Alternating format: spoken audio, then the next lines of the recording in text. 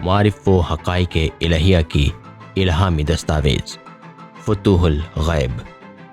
اعوذ باللہ من الشیطان الرجیم، بسم اللہ الرحمن الرحیم۔ اللہم صلی علی سیدنا و مولانا محمد وعلی آل سیدنا و مولانا محمد وبارک وسلم۔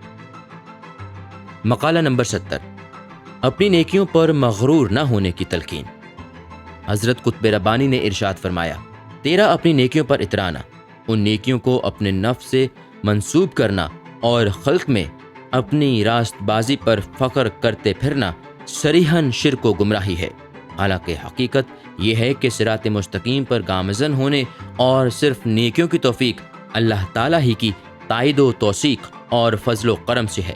اس کے برعکس اگر کوئی شخص شرک و کفر اور طرح طرح کے گناہوں سے بچتا ہے تو پھر وہ بھی سراسر اللہ کی امداد و اعانت اور تائید و نصرت سے ہے۔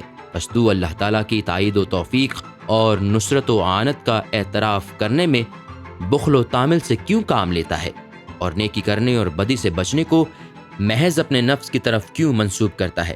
حالانکہ بڑے بڑے جلیل القدر انبیاء اور اولیاء اللہ بھی ہمیشہ یہی کہتے رہے کہ لا حول ولا قوت الا باللہ العلی العظیم، یعنی اللہ تعالیٰ کے اوامر کی تعمیل اور نواہی سے محفوظ رہنے کی توفیق صرف اللہ کی تائید و نصرت سے ہے۔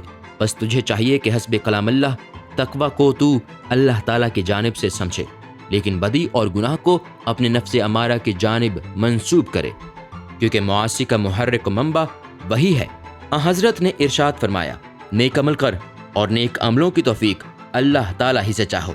گناہوں سے بچنے کے لیے نفس امارہ کو مغلوب کرو، اپنے پروردگار کی قربت چاہو اور اللہ کے بن جاؤ۔